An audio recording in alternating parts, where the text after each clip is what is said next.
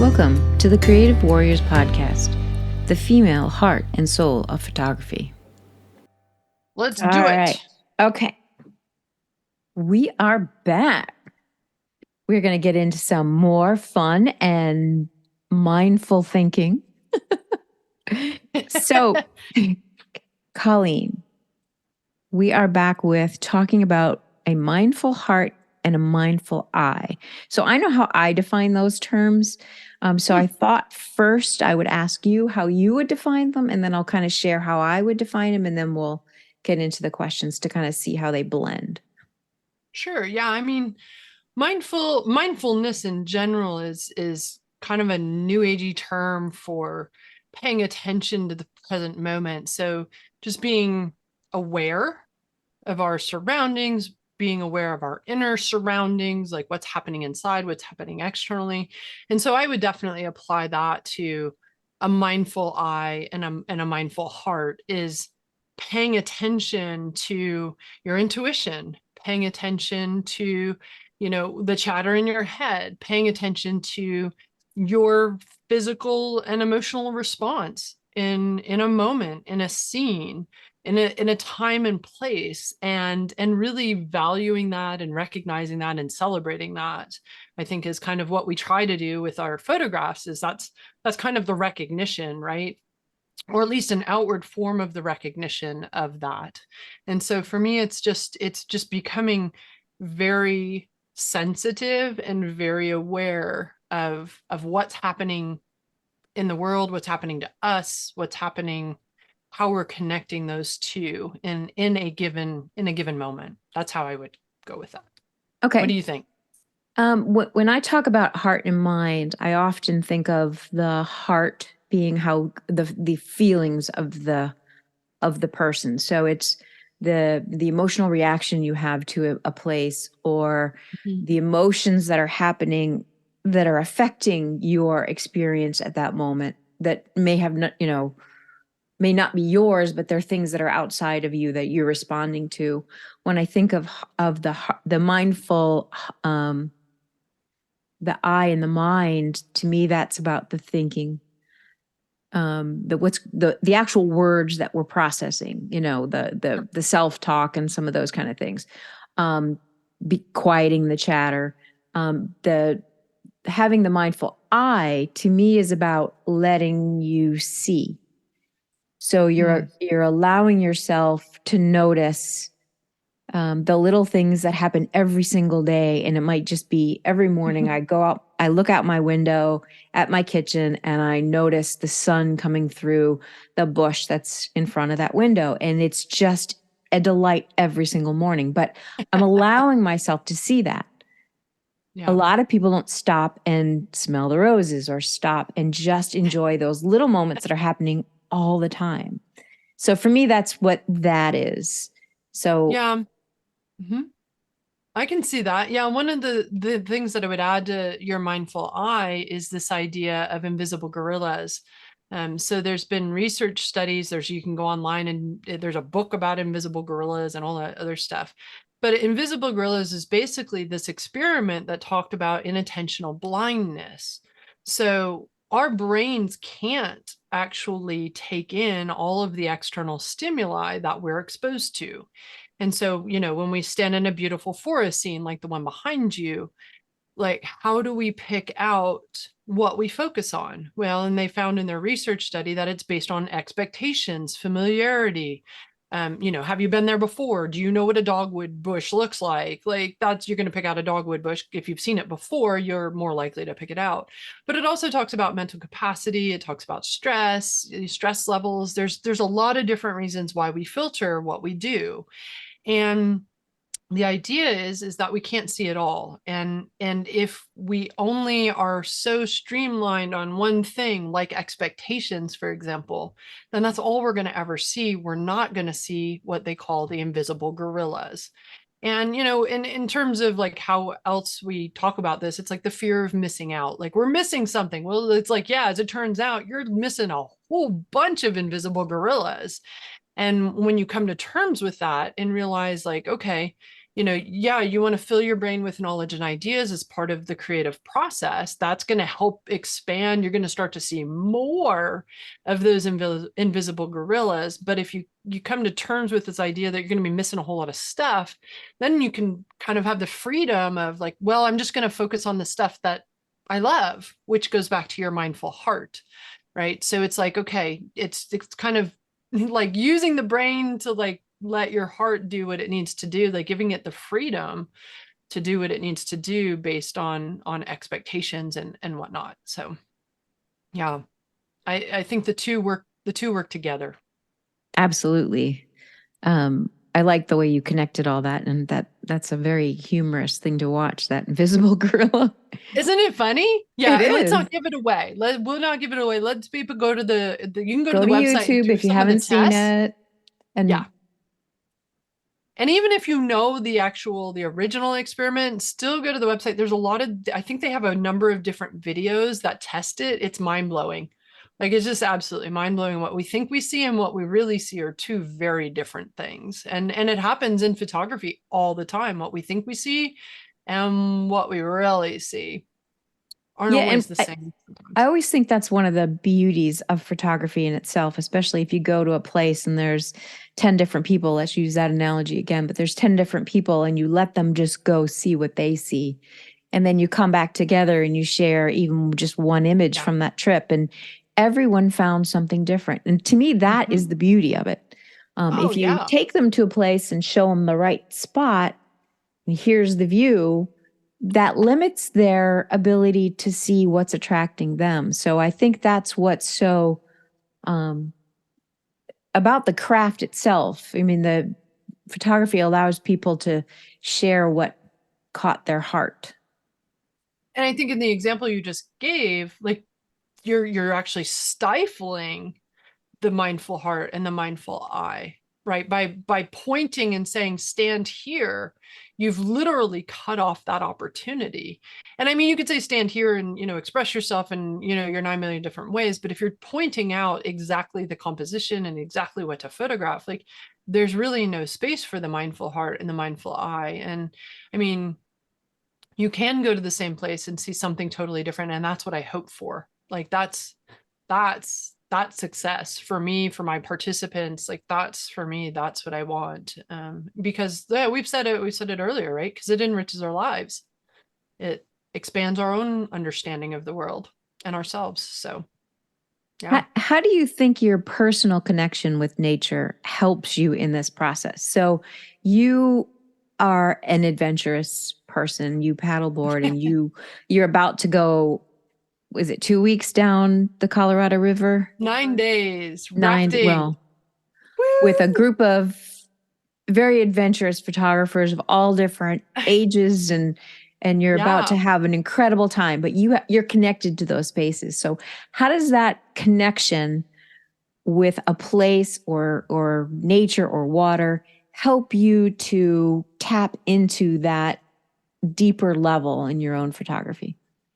Well, it's serendipitous that you brought up the Grand Canyon rafting trip, because it really came from my experiences. My learnings around this really came from the Colorado River. Like Colorado River has played a very important part of my life, photography wise, and just life in general, life lessons, for the last essentially 8 years. Like it's kind of the theme in my memoir. So what I learned on my very first trip in the Grand Canyon, um, I it was 2016, and what I learned, what was really reinforced there, it was reinforced at Lake Powell on my trip there, it was reinforced later on Lake Mead when I crossed Lake Mead on my paddleboard, was that nature doesn't care about anything I do, like nothing. And I call nature now, I refer to it as the real world. Like I know it's like, oh, we got to go back to the real world. The world we live in right here, right now, I call the manufactured world. And so in the real world, the the ravens don't care how many likes I got on social media. Like the cliffs don't care if my t-shirt matches my shorts. Like the ravens don't care what my SAT score was in high school. Like it just, like nothing matters. And it was really fairly profound on my first night in the Grand Canyon. It was at South Canyon Camp. Like I remember the moment, like it was just where I realized that none of it mattered. And in that moment, I finally mattered. Like when you realize the insignificance of, being on this planet in, this vast universe, this multiverse and trillions of galaxies, and we're moving millions of miles an hour. Like when you realize how insignificant all of this is, like it all of a sudden mattered. Like I suddenly mattered. And it was freeing, like to understand your insignificance in the like or to understand your significance in the insignificance in it all is to understand your own freedom. Like it's a remarkably freeing. It could be depressing depending on how you want to look at it, but it's remarkably freeing. And I think that goes back to my work, right? Where it's like, I try not to put expectations on me creating any sort of photograph. Like, because the ravens don't care, right? Like it doesn't care. The raven doesn't care what I do, right? Like, so it's like, all right, well, why should I? Like, why should anybody? Why should I care what other people think? Because when I'm in the canyon, nothing like survival. That's it. Like that's the extent of nature. Like, and when we're in the Grand Canyon, part of what I love about this particular photography retreat, it's an annual retreat. What I love about this is I get to watch people be in an environment where we're disconnected from the manufactured world for 9 days. We just don't have those opportunities very often anymore. There's no cell service, there's no email.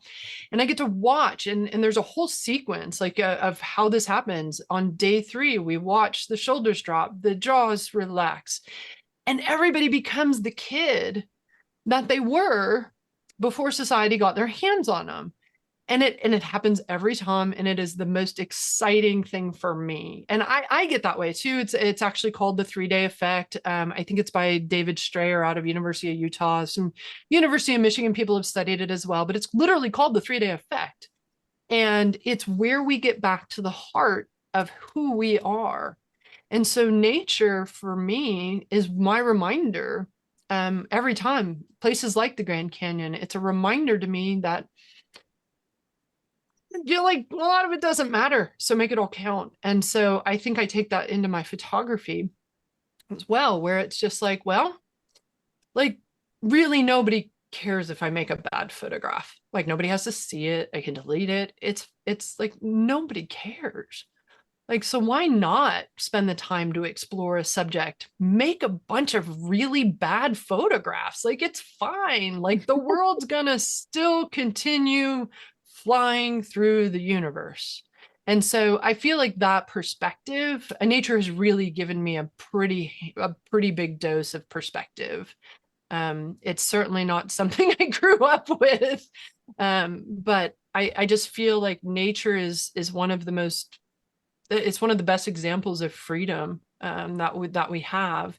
And I try to bring that to my creative pursuits, whether that's photography or painting or writing or whatever that is. And so it's just kind of my reminder every time I get down to the river, or every time I go down the canyon, or stand around a puddle. Is 2004 booked already? It's half full, so there's It's still half time full? if you want to get on that trip. Yeah. I'm actually going Come to be a look kid after again. this because Well, I'm and so, but we talked about it earlier, right? Like, why not be the kid? Why not play? Like, why not release those expectations? Like, why I've not? I've never been too. So I've never been to the West. So there's like this huge, grand landscape that I really only have seen pictures of. But to be in those spaces to me is just, I mean, I know this word is very overused in our society, but it is awe-inspiring to me. Yeah, yeah. Well, I was first told in that 2016 trip. I was told by one of my fellow trip mates. It wasn't a photography trip; it was just a friend's trip. And I didn't know this particular individual, but he had been down the canyon like 30 some times. Like he just kept doing laps, and he was like, "This is going to be the most epic thing you ever do." And epic is a word that we kind of throw out too. And I was like, "Look, I mean, you don't know me. Like, I'm sure this is going to be a great trip, but I do a lot of epic things. I mean, I'm sure it's going to be great. Like, I'm excited. And he was like, nope, just wait until day 2.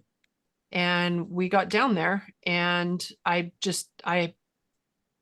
woke up that next morning and I was like, Mom, this is the most epic thing I have ever done. And I need to bring people down here. And that's really what started all of this. And it is, we talk about epic, life-changing, whatever you want to, whatever.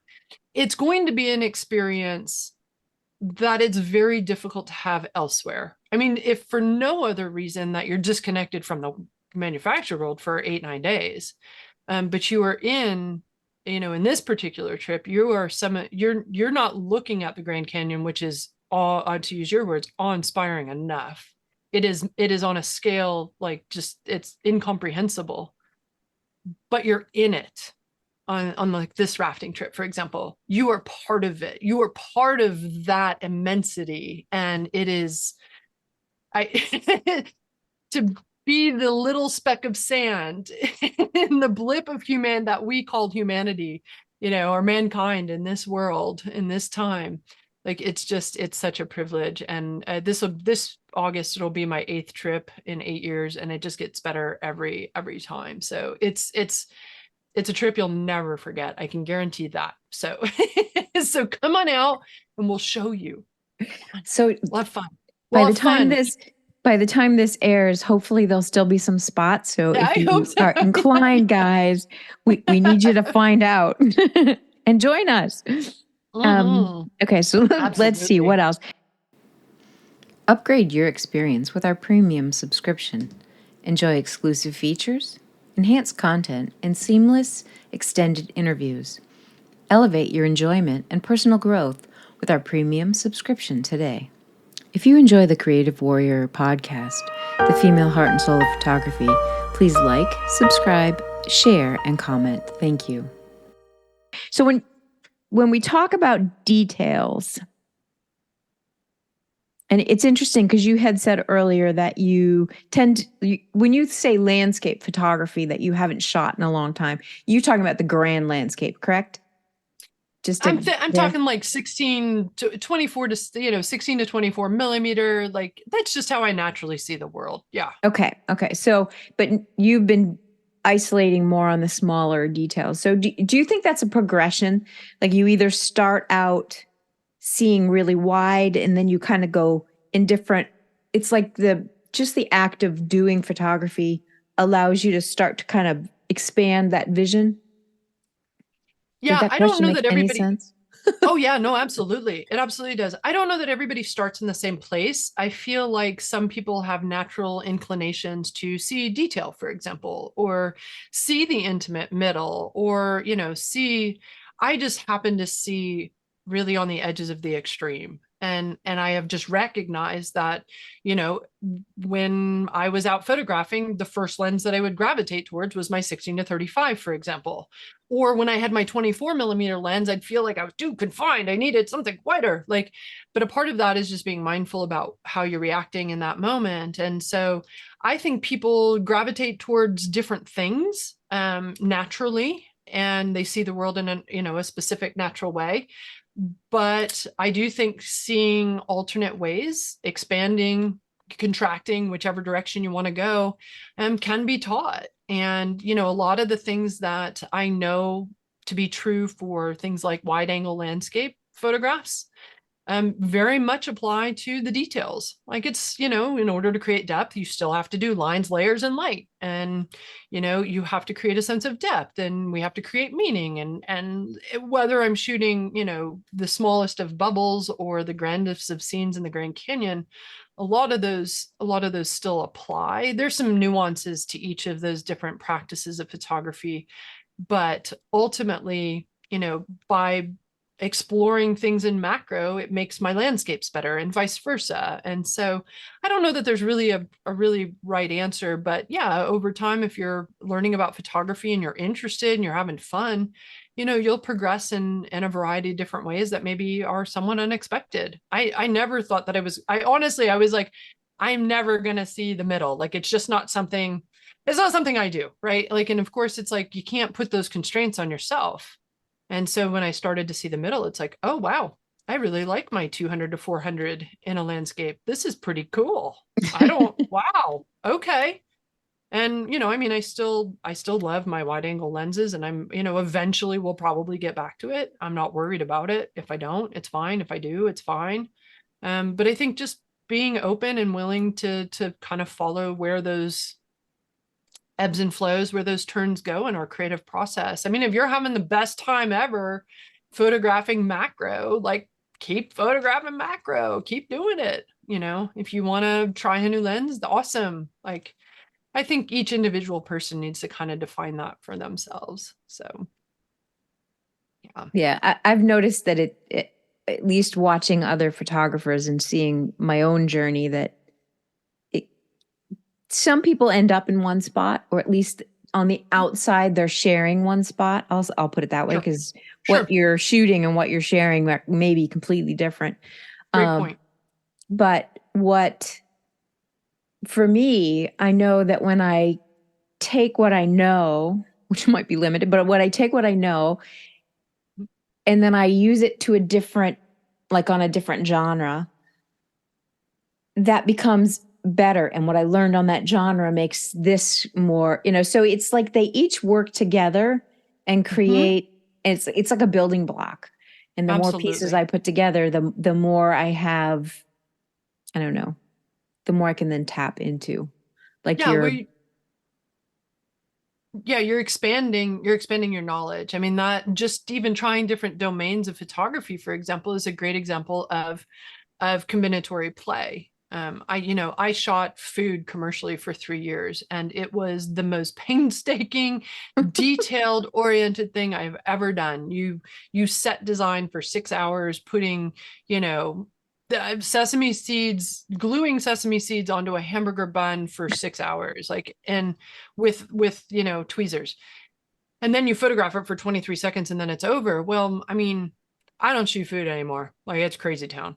But it really influenced my photography elsewhere, like my landscape photography, my macro photography. I'm very deliberate. I'm trying to be very deliberate about my composition. So I will take the extra time to set it up. Not set it up like moving leaves around necessarily, but I mean, and maybe so, but in terms of really getting to the heart of what I'm trying to say, visualizing how my photograph is going to result, like really taking that time to do that work up front. And then I make the photograph. So by the time I make a photograph, landscape, intimate, macro, like, it's so anticlimactic. It's like, boop, yep, there it is. It's all of the work has been done, but that's very greatly influenced by my work in food photography, for sure. That absolutely is a great way. And like another thing we talked about earlier about getting stuck. If you're stuck in this genre, go try another one.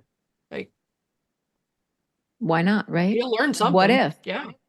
What if? Exactly. What if? I meant to ask this earlier, so I'll take advantage of the opportunity now. But you had said, or I know something about you that I think is worth sharing with our audience.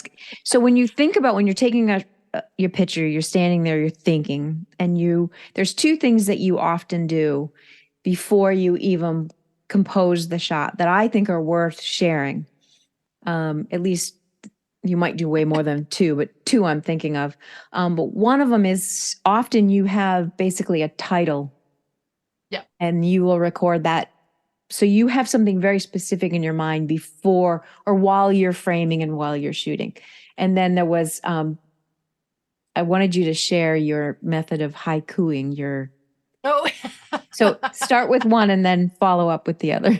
They actually kind of tie together. And part of it, whether you're titling your photograph or you're using haiku, it's really using words in order to get to the heart of your visual message. And I think part of that comes from, when I grew up, I didn't have a lot of visual art training. And so it was hard for me to like see a scene and be like, boom, there's a photograph. Like, this is how I'm going to do it. And so I kind of use this intermediate, like using words. We were all taught to communicate. We were all taught how to use words. So words come a lot easier for me, especially as a writer now. Like, it's just a lot easier for me. And so it's like, okay, what's happening here. And a lot of it is paying attention to the chatter. A lot of it is just being mindful to what's going on, using your mind. It's like, okay, what's going on? How do I feel about this? And then, sometimes it's a title. Sometimes I'm thinking of a song. Sometimes a lot of what I'm doing in that moment is what else is it? And so that's where I get some of my creative titles is what else is it? It's not pond scum in a puddle. It's, neurons under a microscope, for example. And so like, I'm kind of blending reality with my imagination. And so, in a smaller scale, like it's easier for me to just be like, okay, here's my title. This is what I'm trying to accomplish. Using the words connect me with the meaning in terms of human perceptions, in terms of colors, in terms of lighting. It helps me make my technical decisions. But haiku just kind of takes that to a whole new level. Some of you have been subjected to this in my workshop. Some of you have even lived to tell about it. I loved it. Good. Yeah. Well, so what it is it's just an exercise. It's combinatory play. It's to try to poke your brain up, take your glasses off, to poke your brain in a little bit different way than you're used to. And that just kind of that little kind of gives you some new ideas. And so haiku is a Japanese poetry form. We have Americanized it. We have really gotten it down to 3 lines, and it's 5 syllables on the first line, 7 syllables on the last line, and 5 syllables on the last line. That's kind of the Americanized elementary school version. That's actually not the full power of haiku. There's a whole lot to it, but on a scale down, that's kind of the structure of it. And in traditional Japanese form, 2 of the lines kind of relate to each other, and then you have a third line, and it can be the first line or the third line, whatever. But the 2 lines relate to each other, and there's often this thing called a jump. And it's essentially conceptual blending. It's this idea is described, and then there's a jump. That's you put the 2 things together in a new and different way.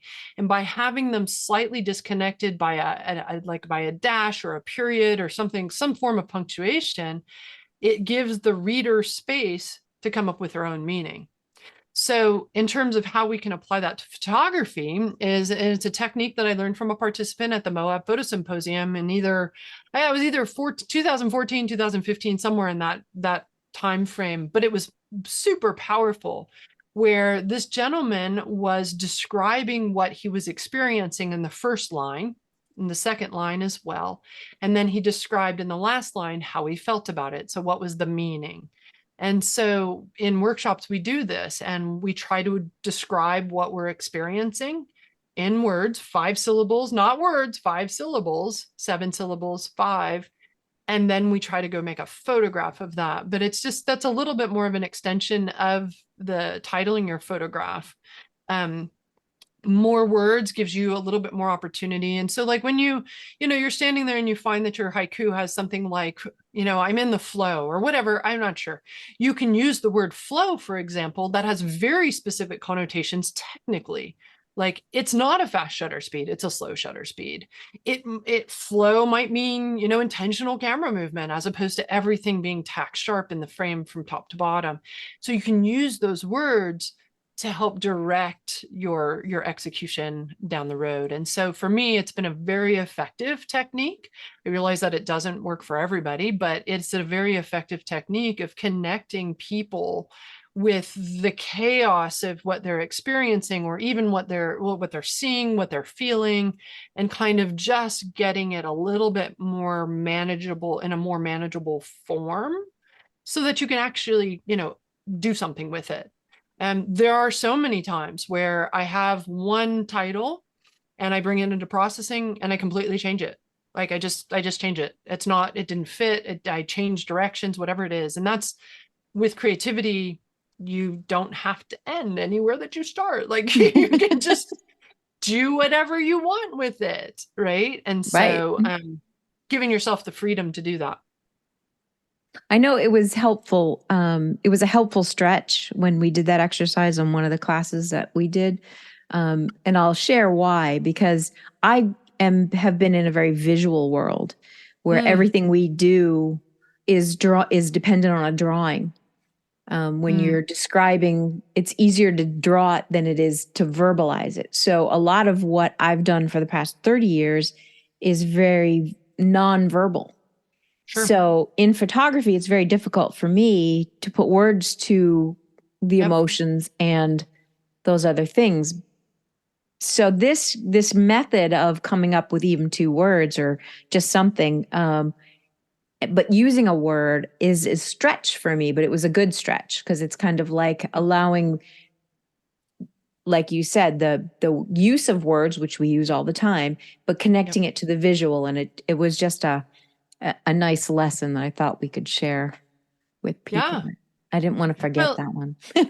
And well, and I mean, everybody responds to it differently. Usually the people who are like most freaked out about it usually find that it has the most benefit for them. But, as a teacher, what I feel my responsibility is to put you in situations where you can grow and you can experience new things. And, there are going to be people who will never, ever, ever write another haiku unless they come back on my workshops. And there are people who have made books out of it after the experience, and it's exposing you to something new, and it's up to you to embrace it or however you want in your process. If it's helpful, awesome. If it's not helpful, throw it out. Like I don't have any connection to it, but it is exciting to hear that it stretched you in a new way, and that's all I can hope for. So yeah. Awesome. Now, what do you personally, you've done a lot, you've achieved a lot, kind of like the other part of your life, and you're living very richly. And I mean that not from a monetary standpoint, but from a life standpoint, which Right. to me is much more valuable than the amount of money in my bank account. Absolutely. So what are some of the goals that you have for yourself, if you're willing to share them? I know you're finishing up a memoir that now we all can't wait to read. I've got to finish this memoir. Oh my gosh. This thing has been my companion for 8 years, and it is certainly not the book that I thought I'd be writing. Here's an overachieving perfectionist writing about, the value of failure and taking success in a whole different direction. The irony is, the funny thing is that when I grew up, I hated the question, what did you want to be when you grow up? Because people would laugh at me. I just said I wanted to be rich and happy.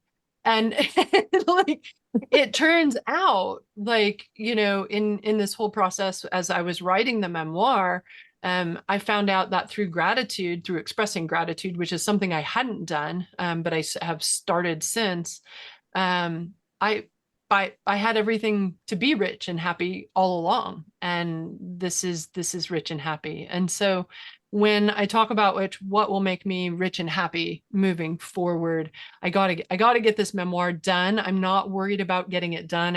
I'm worried about getting it right.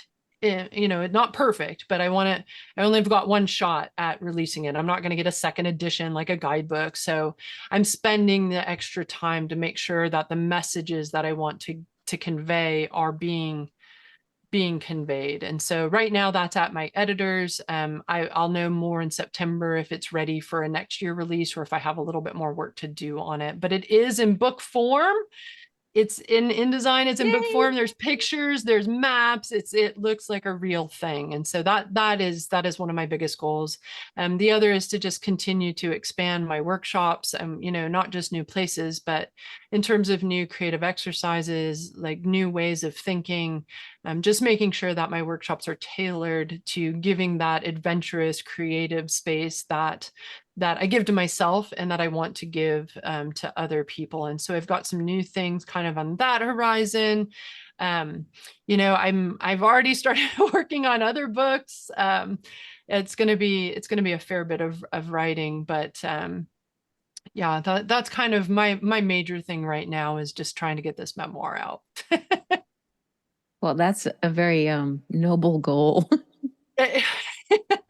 It's pretty different than writing a guidebook, I'll tell you that. Yeah.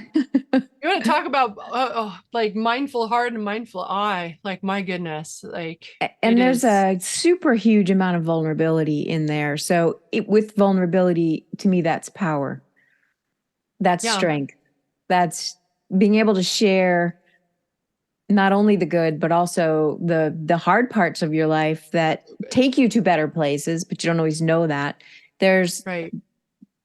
in the hope to share a message. That's very Yeah. very deep and very wonderful all at the same time. Well, it gets down to the heart of what I'm like, why I think I'm on this planet. And I don't have maybe the right answer or all the answers, but it's the answer that I have right now, which is I'm going to use my experiences in my life to try to make other people live their most authentic life, their most meaningful life, their most deliberate life. I just don't want people wasting their time doing things for other people or doing things that they don't want to do just because they think, society or somebody expects them to do that. And so, I mean, that was my kind of biggest aha in the whole, last 8 years is how to be authentic, how to actually be okay with who we are and value that and give back to the community in the best way that I know how. So it's a little bit of a scary proposition, but it is one that I wholeheartedly believe in. It needs to be done. And I hope it's received well, but if not, it has changed me. It has changed me as a human being for the better, I think. And so that alone has been worth the journey. And so yeah, we'll see what happens. You never know what's going to happen when you throw these things out. And there was like photographs, right? Like you never know what they're going to do, but like I hope that it resonates with people in a positive and inspirational way. So yeah, that's my story. That's wonderful. Okay, so to close this episode out, since we won't have you back next week, I wanted 2 things from you. One is your last bit of advice, if we haven't talked about it yet, if there's one more thing you could share with an audience of creatives, whether it be photography or any other form of, what would it be? And then I also want to give you the opportunity to share how people can get in touch with you, some of your offerings, things like that. So, yeah, I mean, I think we've covered a lot of ground here in these 4 episodes. I mean, I think there's, kind of to recap some of it is there's a tremendous value in asking what if. There is a tremendous value in, being aware of your self-talk and making sure that you're feeding, your courage, feeding your bravery, feeding your confidence, and recognizing that sometimes it's just not going to work out, and that's okay too. And if you need to spend the day crying, that's okay too. Like it's just okay. I think that's just part of valuing who you are as an authentic human being. And I mean, I think, if we wanted to sum all of this up, my kind of motto for my life is you can sleep when you're dead. And I don't mean it literally. I have taken a record number, at least my record is 3 naps in one day. So I am an expert at sleep and I very much value sleep. But I think the idea behind this motto of you can sleep when you're dead is really embracing this opportunity, this very, very unique opportunity that you have as a human being on this planet. Like how do you want to live your life? What do you want to do with it? And go do it. Despite the fear, despite the expectations, despite all the barriers, despite even the self-talk, the barriers that we put on ourselves, like how are you going to make that happen? And so, you can sleep when you're dead. Go forth and create. That's what, so. A friend of mine who's in her 70s said yesterday, so very long life of great wisdom. She goes, "This is what I do." She goes, "I go 1, 2, 3, start." I was like, "That's awesome." I Doesn't ask the question, just do it. Yeah, stop thinking, stop overthinking, just do it. Yeah. 1, 2, 3, go. I love that. I'm going to borrow that. I love that. I thought you might like it. Yeah. That Okay, makes me so better. Awesome. Thank you. one more thing before you go, Colleen. Tell us about Sheography. So Sheography, All Women Photography Workshops, aims to put the her in the photographer. So our workshops and retreats offer women of all ages, all backgrounds, photographic skills, anything goes. I try to offer a safe and supportive learning environment for exploring photography, creativity, and life in the outdoors. So if you're someone who wants to travel on your own, but not alone, I have small groups where we can foster kind of learning and discovering more about the outdoors in a safe space. We learn all about photography. We teach, technical skills, techniques, creative approaches so that you feel more confident in expressing what's inside of you, not what's inside of me or anybody else, but I try to aim to bring out the best in everyone in individual ways. And so if you want to just come on out and share in the joy of photography and art and fun with other women, Sheography is a great opportunity to do that. So to learn more about Sheography, you can go to www.sheography.com, and we're looking forward to seeing you out there. Thank you for tuning in to this week's episode of The Creative Warriors. We want to thank Colleen Minuik for sharing her heart, her soul with us in the past month. We hope you enjoyed our insightful conversation and gained some valuable takeaways. In our next episode, get ready to dive in deeper. We have a fascinating lineup of guests coming your way in the next few months, and discussions that I'm sure will spark your curiosity and expand your understanding. Remember to subscribe or follow The Creative Warriors on your favorite podcast platform so you never miss an episode. If you have any thoughts, suggestions, or questions, do not hesitate to reach out to me at arielfaithphotography.com. Until next time, keep exploring, keep learning, and keep the conversation going. Stay curious and have a happy artistic journey. Thank you for listening to the Creative Warriors podcast, the female heart and soul of photography. See you next episode.